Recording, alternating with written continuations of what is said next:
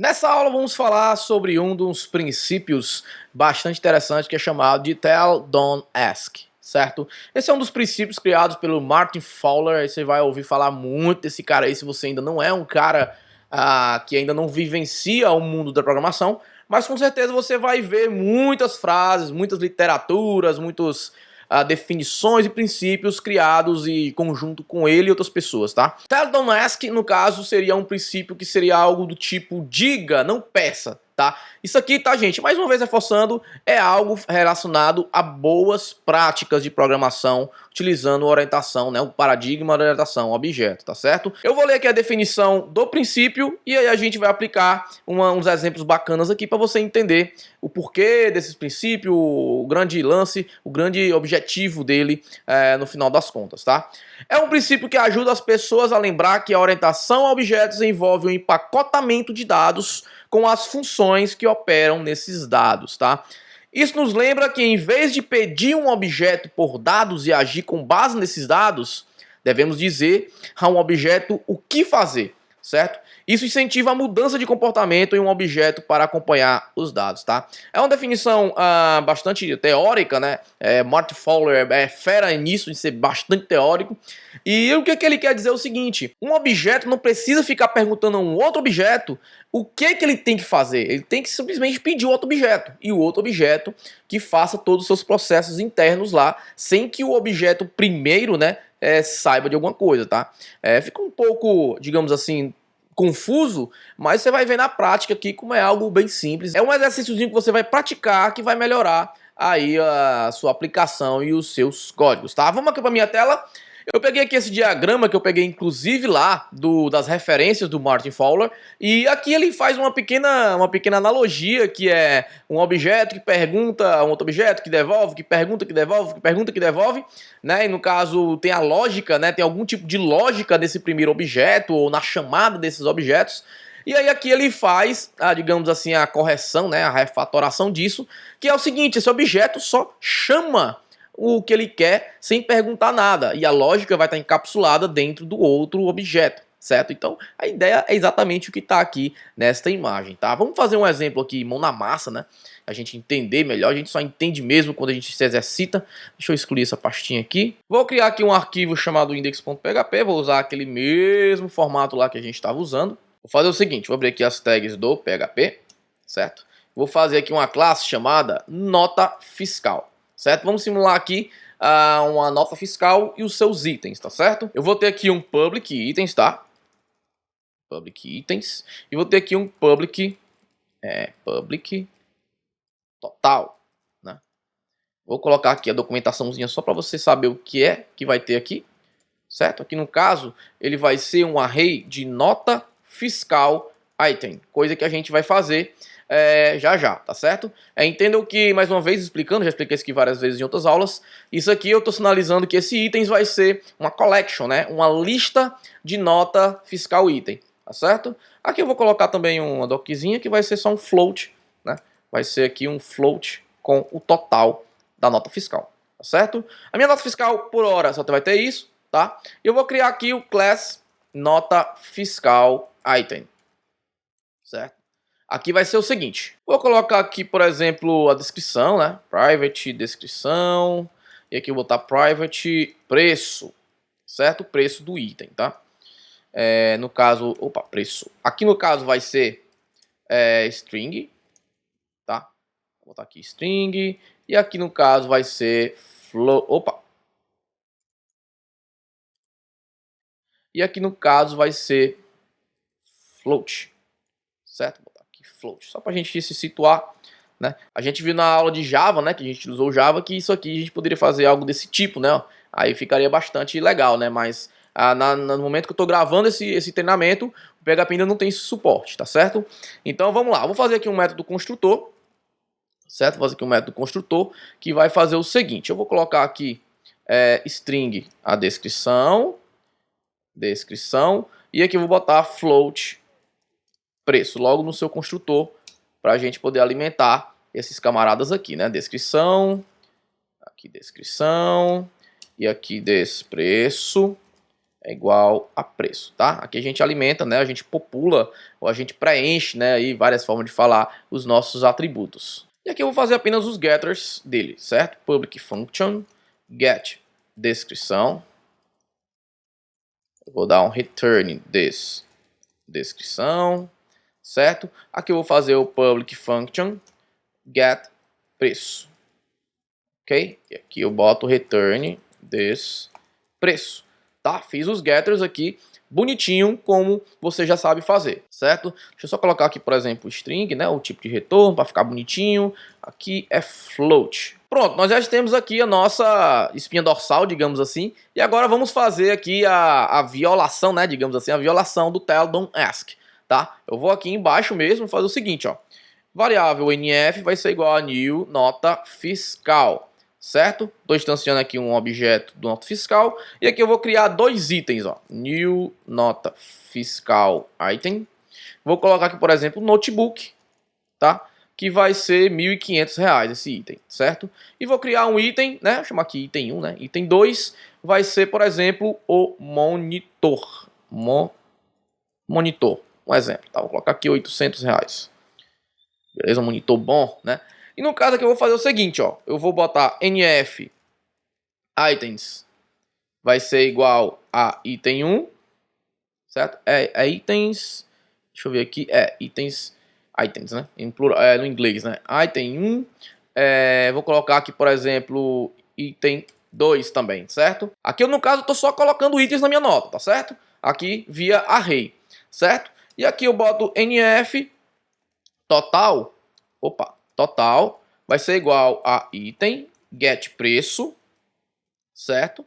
Mais item get preço, né? Item 2 no caso, né? Item 1 e item 2, desculpa. Item 1, item 2 get preço, né? Aqui eu tô fazendo a soma, né, da minha nota, já que eu tenho dois itens, vou somar esses dois itens, tá certo? Aí eu vou fazer o seguinte, eu quero, assim que eu terminar, né, de colocar esses itens, eu quero fazer uma impressão de uma, sei lá, de um extrato, né, digamos assim, de um extrato. nf items, item, né, vou fazer aqui uma iteração em cima do array de itens, e eu vou fazer o seguinte, echo,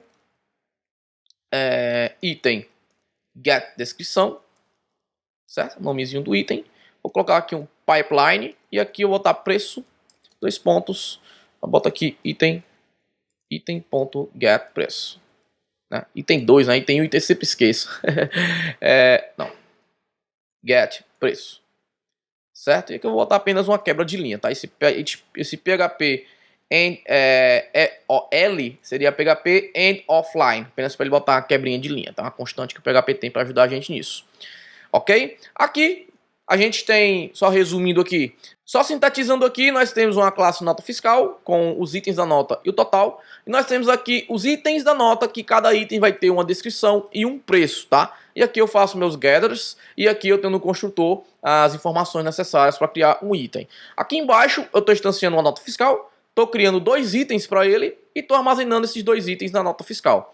E aqui eu coloco o total, né, dos itens, e aqui eu coloco um relatório, um extrato, para dizer quais os itens que tem na minha nota junto com o seu preço, tá? Vamos executar isso aqui para ver como ele vai se comportar, ver se eu não esqueci de mais nada, né? PHP index.php, olha só, deixa eu aumentar um pouquinho aqui. Olha só, notebook, preço 1.500, monitor, preço 800. De boa, tranquilo aqui, certo? Agora vamos usar os poréns disso aqui, né? Vamos aos poréns, vou fechar aqui, disso aqui, tá? Nessa situação que temos aqui, né, nesse caso que nós temos aqui, a gente tem um código procedural transvestido de código orientado a objeto, né? Você lembra lá no comecinho do curso mesmo que eu falei a diferença entre procedural e um código orientado a objetos, né? Então aqui nós temos um código procedural, porque eu estou dizendo exatamente o que cada coisa vai fazer aqui, ó. Aqui no caso, beleza, eu estou instanciando, beleza, mas aqui eu estou dizendo, eu quero que adicione o item 1, eu quero que adicione o item 2, eu quero que ele coloque o total, eu quero que ele imprime. Então esses, digamos assim, passo a passo que vai sendo feito aqui, digamos que é um código quase procedural, quase 100% procedural, tá? Então, e isso é um ponto em relação ao que nós fizemos aqui. E perceba que essa lógica, né, daqui para baixo, né, que essa lógica tá espalhada. Isso aqui é uma lógica, por mais que seja uma coisa simples, isso é uma lógica. Fazer a soma de um total de uma nota é uma lógica. E ela tá simplesmente jogada aqui ao léu, não tem nada, ela não tá dentro de nada, não tá encapsulada dentro de nada, né? Então isso aqui tá jogado. Se eu quiser, por exemplo, fazer isso aqui em outro lugar, eu tenho que pegar, copiar isso aqui, tenho que copiar tudo isso aqui, copiar e colar no outro lugar que eu vou utilizar. Então você já sabe que Ctrl C, Ctrl V aqui não é uma coisa bacana, né? A gente tem que encapsular essas informações. E se o cálculo de nota fiscal mudar? Eu vou ter que mudar em todos os pontos que eu copiei e colei, entendeu? Então esse é mais um ponto negativo do que a gente está fazendo aqui. E não só a lógica do total, mas também se a lógica do adicionar item mudar. Se eu precisar colocar, por exemplo, itens somente acima de R$10. Abaixo de R$10 eu não vou colocar. Isso é muito fácil, é muito possível de acontecer, né? Então, entenda que a lógica, perceba que a lógica está sendo feita por lado de fora do objeto, né? Está espalhada a lógica por fora aqui da minha aplicação. Entenda que aqui ele está fazendo totalmente o contrário do Tell Don't Ask, né? No caso aqui eu estou recuperando meus itens e quero adicionar o item. Eu estou pegando os itens e eu estou pedindo os itens e estou colocando o item. Eu estou pedindo os itens e colocando outro item. Eu estou pedindo o total da nota e estou adicionando a nota. Eu estou pedindo os itens novamente para escrever o relatóriozinho aqui das minhas notas. Então estou pedindo. E na verdade é isso que o Tell Don't Ask quer que você não faça. É pedir. É isso que ele não quer. E como a gente resolve isso? Vamos resolver esse camarada agora, vamos refatorar e fazer o seguinte. Essa lógica, toda essa lógica aqui se diz respeito à nota fiscal. Então ela, né, utilizando o nosso cenário aqui, essas informações, essa lógica deve estar dentro de nota fiscal. Então a gente tem que fazer o seguinte, eu tenho duas operações aqui, ó, que é adicionar itens e tenho aqui somar os itens, tá? Então vamos fazer o seguinte, vamos lá na nossa nota fiscal. Antes de mais nada, eu vou colocar esses camaradas como private, para ninguém ter acesso a eles, ó. Ninguém vai ter acesso a esses camaradas aqui. Public function, adicionar item, tá? E aqui eu vou receber uma nota fiscal item, certo? Que vai ser aqui o nome de item. E aqui ele vai retornar uma nota fiscal item só para ajudar aí na implementação. Isso aqui não vai influenciar nada pra gente aqui agora. No caso aqui eu vou fazer, ó, this items é igual a item, tá? Aqui no PHP, só para nível de curiosidade, que no PHP eu também poderia fazer algo com array push, né? Array push é uma função que adiciona itens em um array. Eu gosto de usar assim, que fica mais explícito e mais claro para quem não tem tanto hábito com a linguagem, tá? Aqui eu já estou adicionando o item que vem por argumento, e aqui eu já faço o seguinte, ó, this total vai ser mais igual a item get preço, certo? E aqui eu dou um return no item, só para, sei lá, precisar utilizar esse item lá na quem esteja consumindo essa classe, esse objeto. E aqui já tem uma das coisas que a gente estava fazendo lá fora. Então isso aqui, ó, certo? Já vai morrer, né? Esses três aqui já vai morrer. E o relatório, como que vai funcionar, né? Eu quero um relatório da nota, né? Então essas informações devem estar encapsuladas dentro da nota. Então eu venho aqui na nota fiscal e faço o seguinte, ó, public function, vou chamar somente de relatório, certo? Vai devolver uma string e aqui eu faço o seguinte, tá? Vou pegar aqui uma variável chamada resultado, vai ser vazio, e eu posso pegar essa mesma lógica aqui, ó, essa mesma lógica que eu tava lá, faço aqui, ó, certo? E aqui ao invés de botar NF, né, aqui eu faço this, né, que é exatamente referência ao próprio objeto, né? E aqui ao invés de dar um eco, né, ou aqui ao invés de dar um eco, eu boto resultado ponto igual para concatenar, certo? Estou concatenando aqui dentro da minha variável resultado.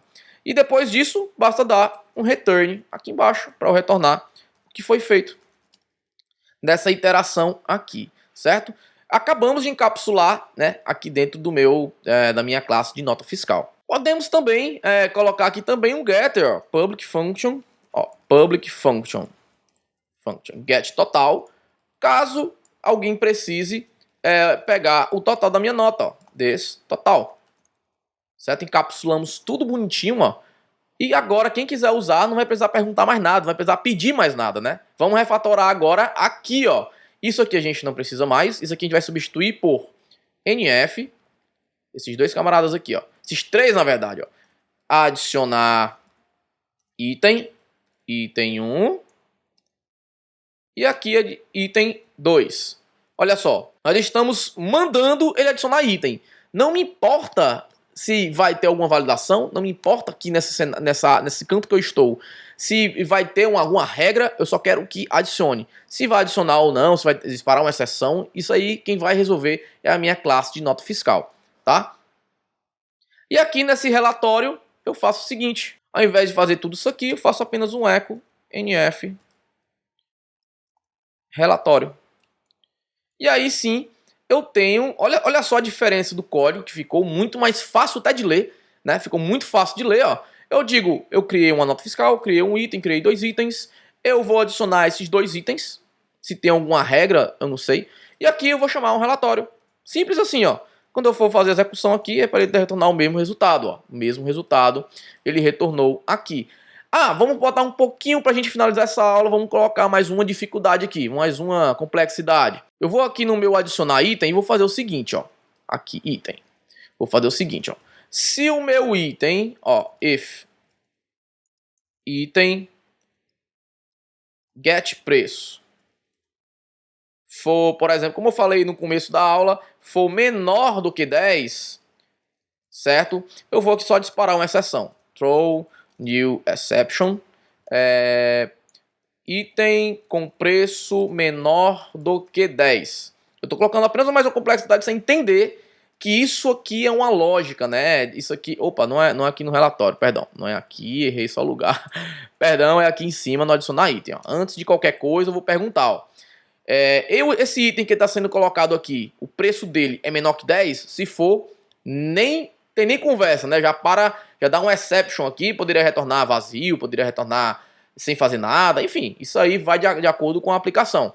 E se eu for aqui executar isso, ó, aqui ele não vai dar nada, lógico, porque não tem nenhum produto com preço menor que 10, mas a gente pode criar aqui, ó, colocar o item 3 aqui, vou colocar aqui, por exemplo, sei lá, vou colocar aqui, por exemplo, um picolé de 10 reais, né, esse é um picolé muito bom, por ser 10 reais, aliás, tem que botar 8 reais, né, botar aqui 8 reais, e aí tenho que adicionar ele aqui embaixo, né, adicionar item 3, e agora vamos executar aqui nosso camarada.